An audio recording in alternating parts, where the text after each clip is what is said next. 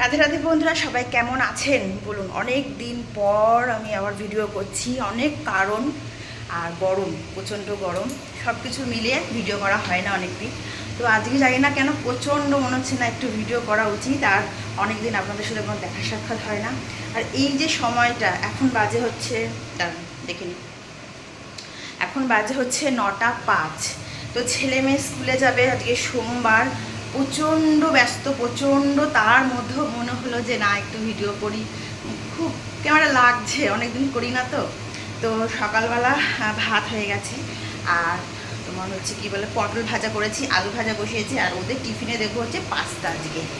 তো এখানে জল গরম করতে বসিয়ে দিয়ে গেছে, আমি একটু তেল দিয়েছি ওর মধ্যে, আর কি রিফাইন তেল, যাতে পাস্তাটা লেগে না যায়, গায়ে গায়ে লেগে যায়। তো ওই জন্য একটু যদি তেল দিয়ে দেওয়া যায় তাহলে আর গায়ে গায়ে লাগে না।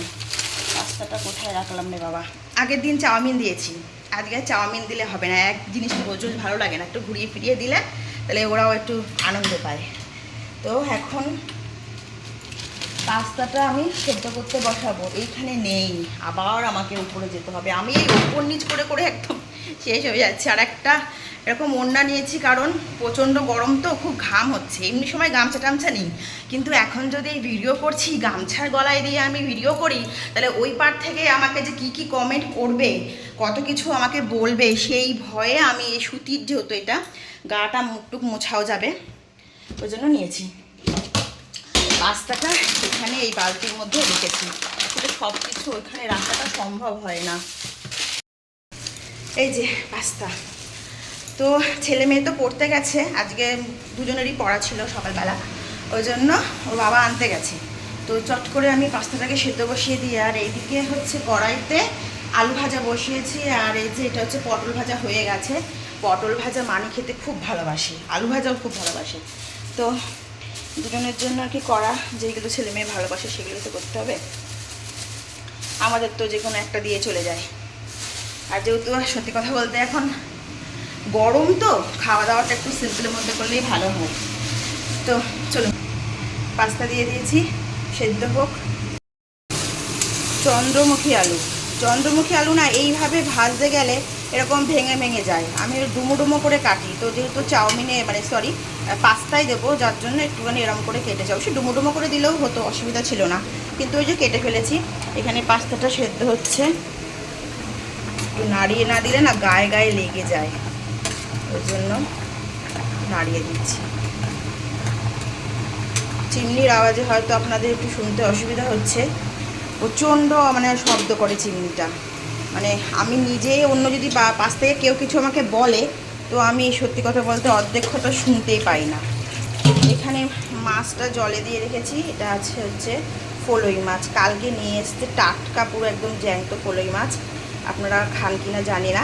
এইটা হচ্ছে ফলই, দেখে মনে হচ্ছে পাবদা মাছের মতনই সাইজ, জ্যান্ত বলে মাছগুলো খেতে খুব ভালো লাগে, কিন্তু প্রচণ্ড কাটা, জানি না আমার ছেলে মেয়ে খাবে কি না। তো দেখি, যদি না খায় তাহলে ওদের জন্য ডিম রান্না করে দেবো। সব কিছু তো খাওয়া অভ্যাস করতে হবে। আলু ভাজাটা একটু চিনি দেবো, ভুলেই গেছি, এরপরে যদি চিনি দিই না, এটা আলু ভাজা থাকবে না, আলু মাখা হয়ে যাবে, নামিয়ে দিই এটাকে।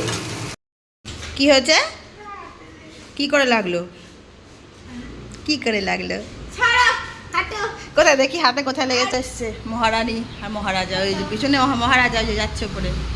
কি করে হাতে লাগলো বাবা, পাথরে আগের দিন পড়ে গেছিলিস নর্দমায়, আর আজকে হাতে লাগলো। এগুলো রাখ, হ্যাঁ দিচ্ছি। দোকানের চাবি নিতে এসছে।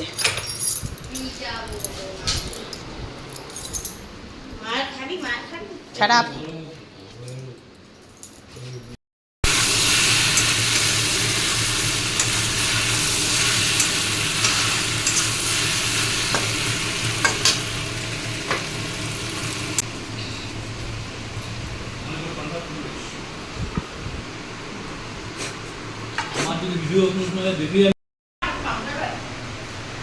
আমার নাকি কোলেস্ট্রল বেড়েছে, সেটা হচ্ছে এই লোকটা আমার নাক ডাকার দিকে কালকে বলেছে আমাকে নাকি কোলেস্ট্রল বেড়েছে। আপনারাই বলুন, রক্ত পরীক্ষা না করে, কোনো টেস্ট না, দেখেছেন দেখেন দেখেন দেখেন কেমন করছি দেখেছেন? এখনো পর্যন্ত আমার ভিডিওতে আসতে চায় না। गौर से देखिए इस मासूम चेहरे को। এই ভদ্র মহিলা যত একে মাংস দাও না কেন এনার মাংস কম পড়ে যাচ্ছে। শেয়ালের মতো শুধু মাংস খেয়েই যাচ্ছে। আরে আরে খাস না, পেট খারাপ হবে, গরম পড়েছে। খাস না মানে এদিকে রেডি হয়ে নিয়েছে, স্কুলে যাবে। 10:30 প্রায় বাজে। আর এইদিকে আমার ছেলেটা দেখুন স্কুল ড্রেস ফ্রেস পরেও স্কুল যেতে পারলো না। হঠাৎ করে এত শরীর খারাপ, বমি হলো, 2-3 বার পটিতেও গেছে। আর এখন দেখুন এই যে এখন আমার বাবা শুয়ে আছে, বিশ্রাম নেবে। আমি বললাম, প্রথমে সাহস পাচ্ছিল না যে স্কুল যাবে না, এতটাই শরীর খারাপ লাগছে। আমি বললাম যে যাস না স্কুল, আগে তো শরীর, তারপরে আয়। কিছুই না, কালকে মাংস খাওয়া পড়েছিল, মানে একটু লঙ্কার গুঁড়ো দিয়ে ফেলেছিলাম মাংসটা। আমি খুব একটা লঙ্কার গুঁড়ো টুড়ো ব্যবহার করি না, তো কালকে একটু দিয়ে ফেলেছিলাম। তা সেটাই মনে হচ্ছে এনার সহ্য হয়নি। সামনে থেকে চেষ্টা করব, সামনের বার থেকে চেষ্টা করব আর লঙ্কার গুঁড়ো দিয়ে রান্না না করার। আর গরম পড়েছে না, বুঝতে পারি না, আমাদের কারোর কিছু সমস্যা হয়নি, একমাত্র আমার ছেলেরই হয়েছে। এমনি আমার ছেলের পেটের একটু গন্ডগোল, মানে একটুতেই ওর পেটটা একটু নড়বড়ে টাইপের।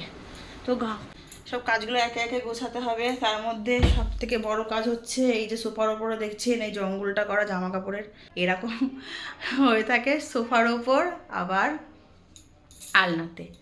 তো ঘর মোছা বাকি আছে, ঘর ঝাড় দেবো পুরো সব জায়গায়, উপর নিচ 3 তলা সব।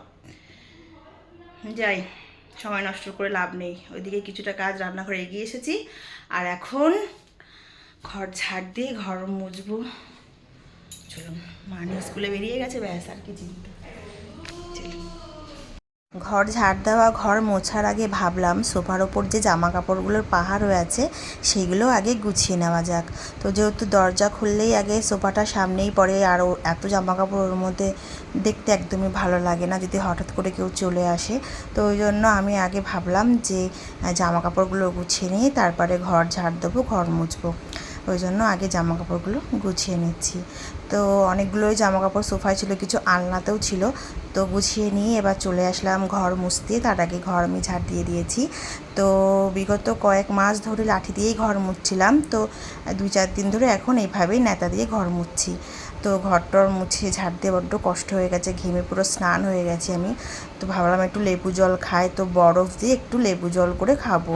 এবং সকাল থেকে সেরকম কিছুই খাওয়া হয়নি, একটা বিস্কুট আর চা খেয়েছি। আর কিছু খেতেও ইচ্ছা করছে না, এতটাই গরম আর এত ঘেমে গিয়েছি না। আর এই জন্যই আমি বসতে চাই না, একটু যদি বসি বিশ্রাম নিই আরও বেশি মানে অলস হয়ে যায় আর কি, ভালো লাগে না বাকি কাজগুলো করতে। তো যাই হোক, চলুন, কাজ তো করতেই হবে, রান্নাটা সেরে নিই। মাছের ঝোল করলেই ব্যাস হয়ে গেল আমার রান্না। তো এই দেখুন মাছের ঝোল হয়ে গেছে। আর এদিকে আমার রান্নাঘরও পরিষ্কার করা হয়ে গেছে, গ্যাস মুছে, গ্যাসের তাক টাক মুছে পরিষ্কার করে নিয়েছি। আর শুধু এখানে আমি কড়াইটা ভিজিয়ে রেখেছি জলে, যেহেতু গরম, একটু পরে এসে মাজবো। তো এখন স্নান করতে যাব, স্নান করে তারপরে পুজো দেওয়া বাকি আছে। তো আপনারা কারা কারা এখন পুজো দিচ্ছেন, যাদের বাড়ি গোপাল আছে তারা নিশ্চয়ই পুজো দিচ্ছেন। যেহেতু আমার বাড়িতে গোপাল আছে ওই জন্য আমি পুজোটা চালু রেখেছি শুধু গোপালের জন্য। তো যেহেতু অমাবস্যা চলছে ওই জন্য।